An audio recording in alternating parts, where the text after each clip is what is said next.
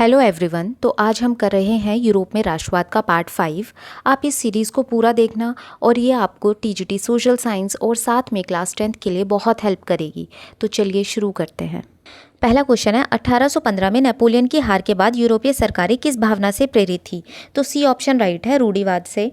1815 में नेपोलियन की हार के बाद यूरोप के शासक बदलाव नहीं चाहते थे और वो पुरानी व्यवस्था जैसे राजतंत्र, चर्च या सामाजिक ऊंच नीच को फिर से मजबूत करना चाहते थे और इसी सोच को रूढ़िवादी कहा जाता था। अगला है, रूढ़िवादी किसे बनाए रखना चाहते थे? लोकतंत्र को, पारंपरिक संस्थाएं? तो बी ऑप्शन राइट है, ट्रेडिशनल इंस्टीट्यूशंस को बनाए रखना चाहते थे। रूढ़िवादी लोग चाहते थे कि समाज में पहले से मौजूद संस्थाएं बनी रहे जैसे राजतंत्र, चर्च या सामाजिक ऊंच नीच। अगला है, निम्न में से कौन पारंपरिक संस्था नहीं थी?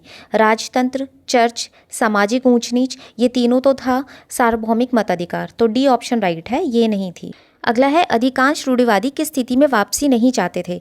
क्रांति से पहले की स्थिति? ए ऑप्शन राइट है। रूढ़िवादी पूरी तरह पुराने समय में वापस नहीं जाना चाहते थे। उन्होंने समझ लिया था कि कुछ आधुनिक सुधार उपयोगी है, इसलिए वो सुधारों के साथ साथ पारंपरिक संस्थाओं को बनाए रखना चाहते थे। अगला है, नेपोलियन के परिवर्तनों से रूढ़िवादी ने क्या सीखा?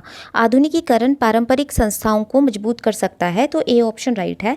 नेपोलियन ने प्रशासन, कानून और सेना में कई आधुनिक सुधार किए थे और रूढ़िवादियों ने देखा कि इन सुधारों से राज्य और अधिक शक्तिशाली बन सकता है। आधुनिकीकरण राज्य किसे मजबूत बना सकता था? सीमाएं, शक्ति, मुद्रा या उपनिवेश? तो बी ऑप्शन राइट है, शक्ति। आधुनिक सेना, कुशल प्रशासन और मजबूत अर्थव्यवस्था से राज्य की शक्ति बढ़ती है। अगला है, निम्न में से कौन निरंकुश राजतंत्र को मजबूत कर सकता है? आधुनिक सेना कुशल नौकरशाही कर सकती है, आधुनिक सेना भी कर सकती है, कुशल नौकरशाही भी कर सकती है, गतिशील अर्थव्यवस्था भी कर सकती है, या ऑल ऑफ द अबव? तो डी ऑप्शन राइट है। अगला है, किन व्यवस्थाओं की समाप्ति को उपयोगी माना गया है? सामंतवाद और भूदास्तव? ए ऑप्शन राइट है। ये किसानों के शोषण की व्यवस्थाएं थी और इनके समाप्त होने से उत्पादन और आर्थिक विकास को बढ़ावा मिला। अगला है, 1815 में किन यूरोपीय शक्तियों ने मिलकर नेपोलियन को हराया? तो किसने हराया था? ब्रिटेन, रशिया, प्रशा और ऑस्ट्रिया? तो ए ऑप्शन राइट है, ब्रिटेन, रशिया, प्रशा और ऑस्ट्रिया। अगला है, यूरोप के लिए समझौता तैयार करने हेतु प्रतिनिधि कहाँ मिले? पेरिस में, बर्लिन में, वियना में या लंदन में? तो सी ऑप्शन राइट है, वियना में। 1815 में ऑस्ट्रिया की राजधानी में यूरोप के प्रमुख देशों के प्रतिनिधि इकट्ठा हुए और इस बैठक को कांग्रेस ऑफ वियना कहा गया। अगला क्वेश्चन है, इस सम्मेलन की मेजबानी किसने की थी? तो बी ऑप्शन राइट है, ड्यूक मेटरनिक ने की थी। इसको थोड़ा देख लेते हैं। 1815 की वियना कांग्रेस की मेजबानी ऑस्ट्रिया के चांसलर ड्यूक मेटरनिक ने की। वे यूरोप में पुरानी राजशाही व्यवस्था को वापस स्थापित करना चाहता था और इसलिए वियना कांग्रेस में उनकी भूमिका सबसे महत्वपूर्ण थी। अगला है, मेटरनिक किस देश का चांसलर था? फ्रांस का, प्रशा, ऑस्ट्रिया या रूस? तो सी ऑप्शन राइट है, ऑस्ट्रिया का था। मेटरनिक ऑस्ट्रिया के विदेश मंत्री और बाद में चांसलर रहे और उन्होंने यूरोप में राष्ट्रवाद और उदारवाद का विरोध किया और राजाओं की शक्तियों को बनाए रखने का प्रयास किया। अगला है, 1815 की वियना संधि किस सम्मेलन में तैयार की गई? तो सी ऑप्शन राइट है, कांग्रेस ऑफ वियना। अगला क्वेश्चन है, वियना संधि का मुख्य उद्देश्य क्या था? लोकतंत्र स्थापित करना, नेपोलियन युद्धों के दौरान हुए परिवर्तनों को समाप्त करना? तो बी ऑप्शन राइट है। इसमें क्या था? नेपोलियन ने यूरोप के कई देशों की सीमाएं बदल दी थी। वियना कांग्रेस का उद्देश्य था पुरानी राजशाही को वापस लाना, सीमाओं को पुनः निर्धारित करना और यूरोप में शक्ति संतुलन स्थापित करना। अगला है, फ्रांसीसी क्रांति के दौरान हटाए गए किसे पुनः सत्ता में लाया गया? तो सी ऑप्शन राइट है, बुर्बो राजवंश। वियना कांग्रेस के बाद इस राजवंश को फिर से फ्रांस की सत्ता में स्थापित किया गया। अगला है, फ्रांस को किन क्षेत्रों को छोड़ना पड़ा? वे क्षेत्र जिन पर नेपोलियन ने कब्जा किया था? तो ए ऑप्शन राइट है। अगला है, फ्रांस की सीमाओं पर कई राज्य क्यों स्थापित किए गए? व्यापार बढ़ाने के लिए, भविष्य में फ्रांस के विस्तार को रोकने के लिए? तो बी ऑप्शन राइट है। यूरोपीय शक्तियां नहीं चाहती थी कि फ्रांस दोबारा शक्तिशाली बनकर पड़ोसी देशों पर कब्जा करे, इसलिए फ्रांस के चारों ओर मजबूत राज्यों की स्थापना की गई। अगला है, उत्तर में किस राज्य की स्थापना की गई जिसमें बेल्जियम शामिल था? तो यह था नीदरलैंड का राज्य। ए ऑप्शन राइट है। अगला क्वेश्चन है, दक्षिण में पिडमोंट के साथ किसे जोड़ा गया? तो बी ऑप्शन राइट है, जेनेवा को। अगला है, प्रशा को उसकी पश्चिमी सीमाओं पर क्या दिया गया? नए महत्वपूर्ण क्षेत्र दिए गए। ए ऑप्शन राइट है। प्रशा को फ्रांस की सीमा के पास नए क्षेत्रों का नियंत्रण दिया गया ताकि वह फ्रांस पर नजर रख सके और भविष्य में उसके विस्तार पर रोक लगा सके। अगला है, उत्तरी इटली का नियंत्रण किसे सौंपा गया? तो सी ऑप्शन राइट है, ऑस्ट्रिया को। अगला है, नेपोलियन द्वारा स्थापित 39 राज्यों के जर्मन महासंघ के साथ क्या किया गया? समाप्त कर दिया गया, बरकरार रखा गया? तो बी ऑप्शन राइट है, लेकिन इसकी बागडोर किसके हाथ में थी? ऑस्ट्रिया के हाथ में। अगला क्वेश्चन है, पूर्व में रूस को क्या दिया गया? पोलैंड का एक हिस्सा। तो ए ऑप्शन राइट है। अगला है प्रशा को क्या प्रदान किया गया?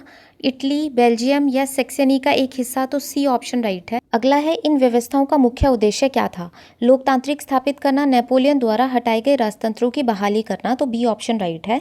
वियना कांग्रेस का प्रमुख उद्देश्य था पुराने राजवंशों को पुनः स्थापित करना, राजशाही को मजबूत करना और यूरोप में स्थिरता लाना। अगला है यूरोप में किस प्रकार की व्यवस्था स्थापित करने का लक्ष्य था? उदारवादी व्यवस्था, राष्ट्रवादी व्यवस्था, नई रूढ़िवादी व्यवस्था, तो सी ऑप्शन राइट है, नई रूढ़िवादी व्यवस्था। अगला है 1815 में स्थापित रूढ़िवादी शासन व्यवस्था कैसी थी? लोकतांत्रिक थी, संवैधानिक थी, निरंकुश थी या समाजवादी, तो सी ऑप्शन राइट है, निरंकुश थी। रूढ़िवादी शासन क्या सहन नहीं कर सकती थी? व्यापार, आलोचना और असहमति, बी ऑप्शन राइट है। रूढ़िवादी सरकारें विरोध, आलोचना और स्वतंत्र विचारों को दबाती थी क्योंकि उन्हें डर था कि इससे क्रांति हो सकती है। अगला है सरकारें किन गतिविधियों को दबाना चाहती थी जो उनकी वैधता पर सवाल उठाती है, तो ए ऑप्शन राइट है। राजशाही का विरोध करती थी, जो लोकतंत्र की मांग करती थी और राष्ट्रवाद और स्वतंत्रता को बढ़ावा देती थी, उनको यह दबाना चाहते थे। अगला है अधिकांश सरकारों ने कौन से नियम बनाए? कर नियम, सेंसरशिप के नियम, तो बी ऑप्शन राइट है। अगला है सेंसरशिप किन माध्यमों पर लागू किया गया? अखबारें, किताबें, नाटक और गीत, तो ए ऑप्शन राइट है। अगला है इन माध्यमों में कौन से विचार व्यक्त हो सकते थे?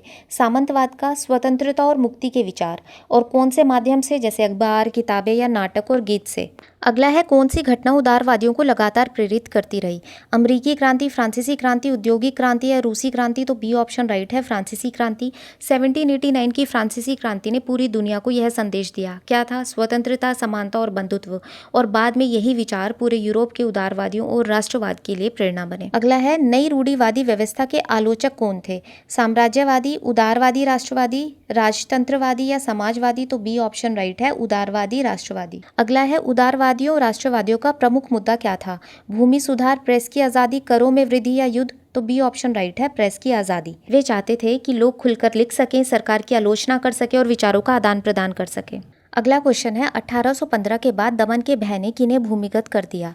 राजतंत्रवादियों को, उदारवादी या राष्ट्रवादियों को, तो बी ऑप्शन राइट है। अगला है यूरोपीय राज्यों में किस प्रकार के संगठन उभरे? धार्मिक संगठन, गुप्त संगठन, तो बी ऑप्शन राइट है, गुप्त संगठन। इनका उद्देश्य था क्रांतिकारियों को जोड़ना, राष्ट्रवादी विचार फैलाना और राजशाही के विरुद्ध संघर्ष करना। अगला है गुप्त संगठनों का उद्देश्य क्या था? व्यापार बढ़ाना, प्रशिक्षण देना और विचारों का प्रसार करना, तो बी ऑप्शन राइट है। युवाओं को प्रशिक्षित करते थे, क्रांतिकारी विचार फैलाते थे और राष्ट्रीय एकता और स्वतंत्रता के लिए तैयार करते थे। अगला है उस समय क्रांतिकारी होने का क्या अर्थ था? राजतंत्रीय व्यवस्थाओं का विरोध करना, तो ए ऑप्शन राइट है। अगला है क्रांतिकारियों का संघर्ष किन मूल्य के लिए था? कर और व्यापार, स्वतंत्रता और मुक्ति, युद्ध और विजय या धर्म और चर्च, तो बी ऑप्शन राइट है, स्वतंत्रता और मुक्ति। अगला है अधिकांश क्रांतिकारी किसकी स्थापना को आवश्यक मानते थे? उपनिवेशों की, राष्ट्र राज्यों की, तो बी ऑप्शन राइट है। अधिकांश क्रांतिकारी का मानना था कि एक देश, एक राष्ट्र और एक सरकार हो, लोगों की समान भाषा हो, संस्कृति और पहचान हो और विदेशी शासन समाप्त हो। अगला है इटली के प्रसिद्ध क्रांतिकारी कौन थे? तो सी ऑप्शन राइट है, मैज़ेनी थे। इन्होंने युवाओं को संगठित किया और इटली के एकीकरण का सपना देखा। मैज़ेनी का जन्म कब हुआ था? तो बी ऑप्शन राइट है, 1807, और वैसे था 22 जून 1807। मैज़ेनी का जन्म कहाँ हुआ था? तो सी ऑप्शन राइट है, जेनेवा। अगला है मैज़ेनी किस गुप्त संगठन के सदस्य थे? Young Italy, Carbonari, B option right है। अगला है 24 वर्ष की आयु में मैज़ेनी को कहाँ क्रांति करने के कारण निर्वासित किया गया? तो बी ऑप्शन राइट है, लिगुरिया। अगला है मैज़ेनी ने मर्साई में किस संगठन की स्थापना की थी? तो बी ऑप्शन राइट है, यंग इटली। मैज़ेनी ने बर्न में किस संगठन की स्थापना की थी? तो ए ऑप्शन राइट है, यंग यूरोप। इंपॉर्टेंट क्वेश्चन है ये। अगला है यंग यूरोप के सदस्य किन देशों से थे? पोलैंड, फ्रांस, इटली और जर्मन राज्य, ए ऑप्शन राइट है। अगला है मैज़ेनी का विश्वास किस बात पर था? राजाओं की इच्छा पर या ईश्वर की मर्जी के अनुसार मनुष्य की प्राकृतिक इकाइयाँ, तो बी ऑप्शन राइट है। अगला है मैज़ेनी के अनुसार इटली को क्या बनना चाहिए? साम्राज्य, उपनिवेश, एकीकृत गणतंत्र, सी ऑप्शन राइट है। अगला है इटली की मुक्ति का आधार क्या था? उपनिवेशवाद, एकीकरण, तो बी ऑप्शन राइट है। इसको देख लेते हैं। इटली कई छोटे छोटे राज्यों में बटा हुआ था। मैज़ेनी का मानना था कि जब ये सभी राज्य एक राष्ट्र बनेंगे तभी इटली वास्तव में स्वतंत्र होगा। अगला है मैज़ेनी के मॉडल की देखा देखी कहाँ गुप्त संगठन स्थापित किए गए थे? तो यह था जर्मनी, फ्रांस, स्विट्ज़रलैंड और पोलैंड, तो ए ऑप्शन राइट है। अगला है मैज़ेनी किसका विरोध करते थे, लोकतंत्र का, राजतंत्र, शिक्षा या व्यापार। तो बी ऑप्शन राइट है, राजतंत्र का। अगला है मैज़ेनी किस प्रकार के राज्यों के समर्थक में था, निरंकुश शासन, प्रजातांत्रिक गणतंत्र। बी ऑप्शन राइट है, मैज़ेनी चाहता था कि राष्ट्रों में जनता का शासन हो, ना कि राजाओं या साम्राज्य का। अगला है मैज़ेनी के विचारों से किसे पराजित किया गया, उदारवादियों को, रूढ़िवादियों को। तो बी ऑप्शन राइट है, रूढ़िवादियों को। अगला है मेटरनिक ने मैज़ेनी को क्या कहा, महान नेता, राष्ट्र का पिता, हमारी सामाजिक व्यवस्था का सबसे खतरनाक दुश्मन। तो सी ऑप्शन राइट है। तो ये थे आज के क्वेश्चंस। अगर आपको मेरी ये वीडियो पसंद आई हो तो चैनल को लाइक, शेयर एंड सब्सक्राइब ज़रूर करें और हाँ, इस पूरी सीरीज़ को देखना ना भूलें। Thank you.